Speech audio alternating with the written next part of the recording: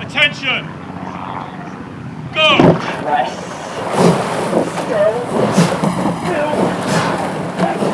Clean start by both crews there.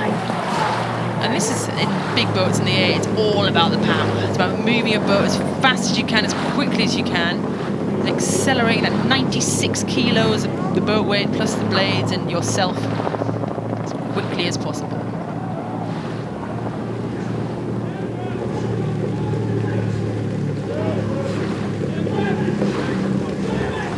And probably as expected, Tom, pretty close there. Bow ball to bow ball. This is what we're here for. It's Friday. Things are hotting up. The crews have been whittled down to the fastest age at this point, so it's going to be a fight. Yeah, any crew that can keep up with Brookes to the end of the island, you know you're in for a good fight. Brookes usually go out hard, they go out strong, and they try and get some early advantage. But it looks like the Dutch, just looking at our side on camera, might have the slightest of initiatives in the early stages, just a man or two up, and you can see their bow ball. That's such a fantastic shot, just pressing ahead as we get a side-on shot of the blades going in synchronicity. You can see the heads of the boat there, the Dutch. They're here to win. They won't have travelled, especially in this COVID-disrupted year, to the regatta if they weren't trying to win the event outright. So here we go, coming up towards the barrier, neck and neck. This is going to be a fantastic race, I can already call that.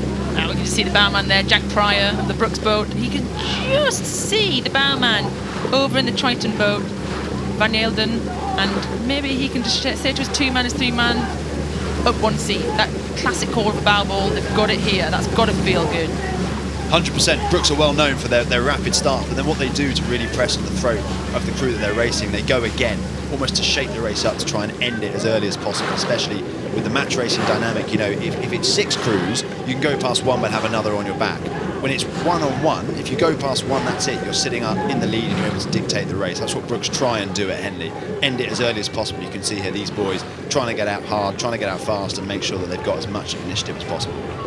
And that hurts. That really hurts if you're stuck with someone through the start and then they go again. It's like getting punched in the face and getting punched again. Knock somebody when they're down, and that's what they try and do here.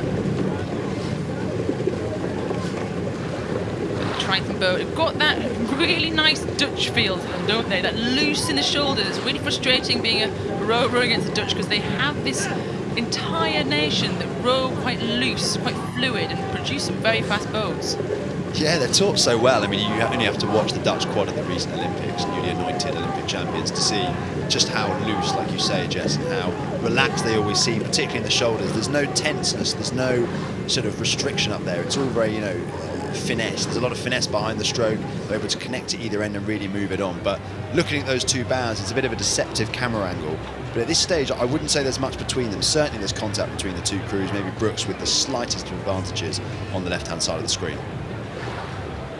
And you know one thing for sure, you're just touching it, Tom, but this programme, the Oxford Brookes programme, Henry Belhash-Webb, they go out and they go out again. They train them very hard down that stretch of Wallingford, on the same stretch of water of Wallingford Rowing Club, the same stretch of water of Oxford University.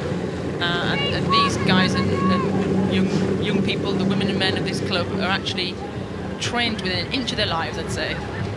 Yeah, that's one way of putting it. Brookes' programme is the stuff of legend, and Henry Belhash-Webb has done an impressive, remarkable job of building that programme up to become almost a pseudo-GB team at this point. You know, they have almost a conveyor belt of talent into the national squad, and you can see here exactly why that is, because it's the Friday of Henley. They're racing one of the former crews of the regatta in Triton from the Netherlands, and at the moment they're straining to try and get clear water. And Jess, maybe you can give me a bit more detail on this, but that elastic band at Henley, right, it's absolutely critical. If you can snap that, you can gain control of the race. I love that metaphor, elastic band, that's brilliant. Yeah, you want to be ahead and you want to be up, but if the other crew sticks with you, it's painful, and you want to try and snap the elastic band, exactly what you're saying, because anything can happen. It's a bit of a longer race, it's a headwind, you're against the stream, anything can happen in that, you know, it's going to take anywhere between 7 and 8 minutes in this kind of conditions. So yeah, you want to get that little bit of clear water, you want the cocks to turn around and say we're clear, and you know what, they're not clear now. Brookes put everything in it, but they're just sitting that length up. Well, that's the question. We're going past Ronham. You could just see that disappearing out of view on the right-hand side of the screen. That means we've probably got 600, 700 metres left of the race. Now, have Brookes emptied the tank too soon? Have they got enough left to withhold a late charge? And if I watch these two crews, I think Triton are starting to edge back.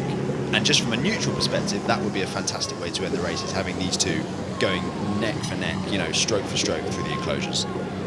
Absolutely. And what you're saying, that they look like their bow balls pushing on the stroke man a little bit. I think Lewis Nares from the Brookes boat there will actually sense that bow ball coming close to him. But do you know what? The blade work is actually pretty good in this Brookes crew.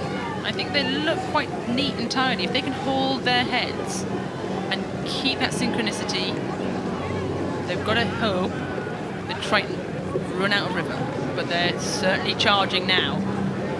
That's exactly it, and I can just see, as I look up above the screen from which I'm commentating, I can see the two crews coming into my view, and Triton are running out of river. Their bow ball is edging up past the 7-man onto the 6-man, but they need to make that move quicker. They need to start to accelerate their transition from mid-race pace to end-race sprint, because if they don't, they're going to run out of water, and Brookes are going to come home with a victory here.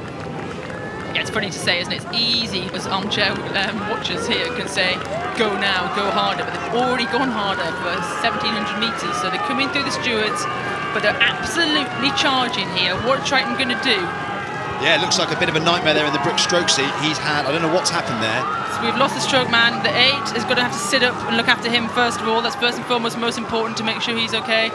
And the Triton boat are going to paddle over the finish line here. I think our main concern is that he is okay in the stroke seat of that crew. I think he collapsed. I mean, he just basically had, I don't want to call it mechanical failure, it was not human failure either. I think he's just collapsed. Yeah, that's a win for Triton from the Netherlands, the Temple Challenge Cup, but we will hope everyone's okay in the Brookes crew. Incredible race by them, and they've got some medical team going up.